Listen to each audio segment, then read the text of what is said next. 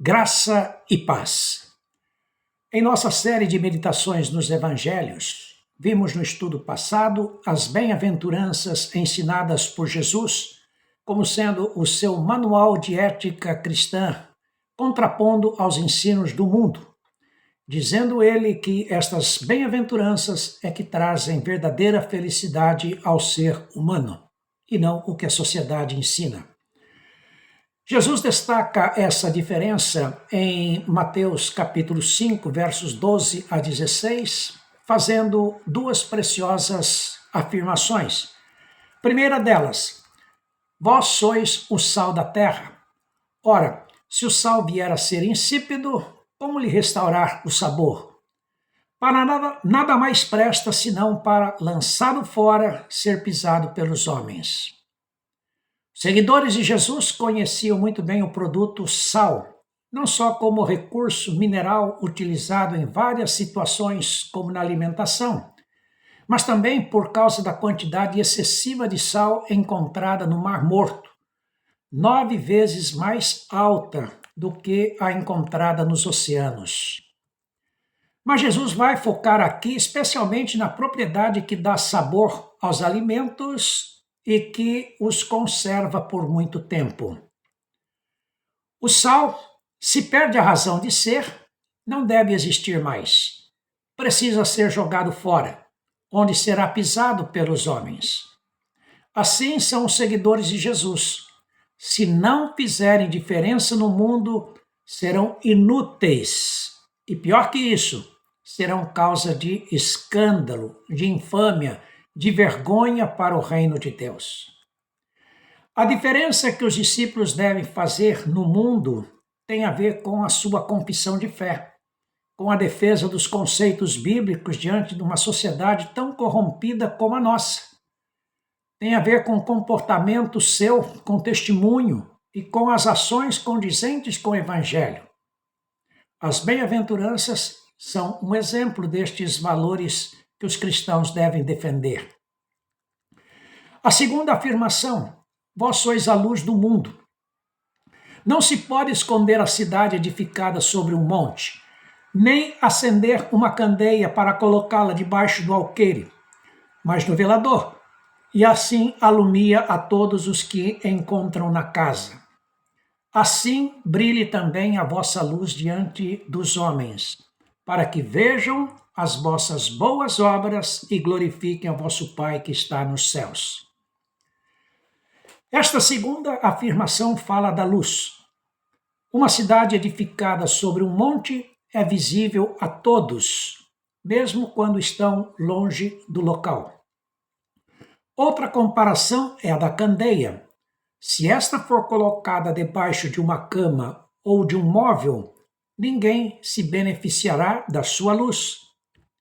Assim é a vida do seguidor de Jesus. Tem de ser útil para a finalidade para a qual foi posto e atrair os olhares dos outros com os valores que confessam e o testemunho que ele dá. Desta forma, o cristão precisa fazer diferença no mundo. Se os outros vão seguir ou não o seu exemplo, é problema deles. Mas os cristãos devem fazer conhecida a voz do Evangelho.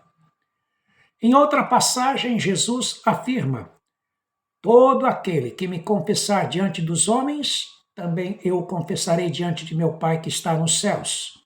Mas aquele que me negar diante dos homens, também eu o negarei diante de meu Pai que está nos céus. Mateus 10, 32, 33. Em Lucas 9, 26, Jesus também declara: porque qualquer que de mim e das minhas palavras se envergonhar, dele se envergonhará o Filho do Homem quando vier na sua glória e na do Pai e dos santos anjos. O que Jesus estava ensinando no Sermão do Monte não era nenhuma nova doutrina, nem estava prescrevendo uma nova lei para os seus seguidores.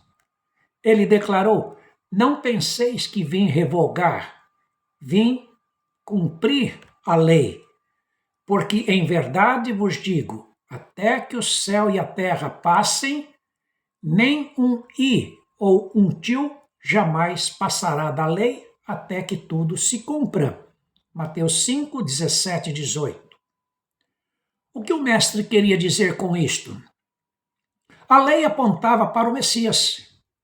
Tudo o que a respeito dele estava escrito, desde o mais insignificante dos preceitos até o maior dos mandamentos, ele veio para cumprir e cumpriu de fato.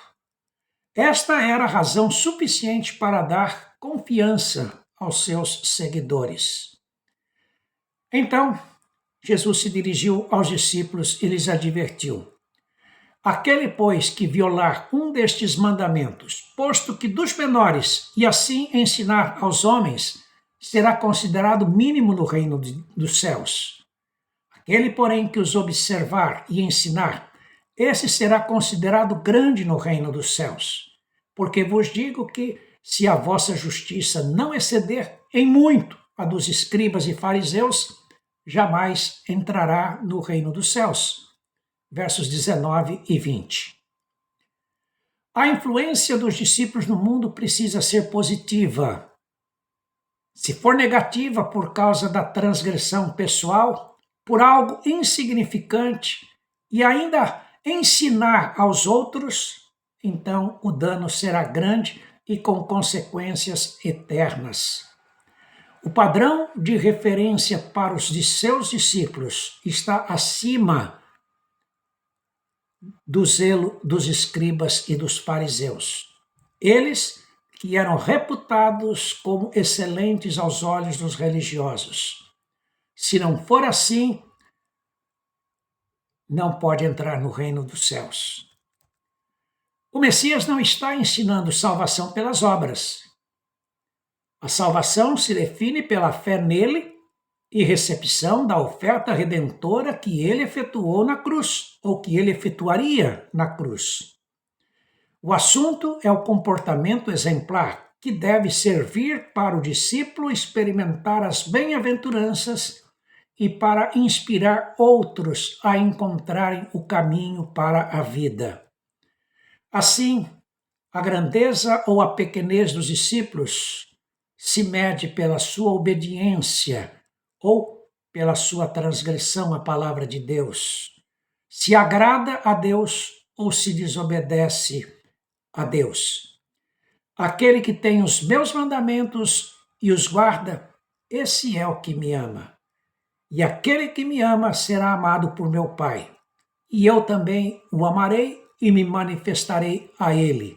João 14, 21. O apelo final do Mestre é este: sede vós perfeitos, como perfeito é o vosso Pai Celestial. Mateus 5, 48.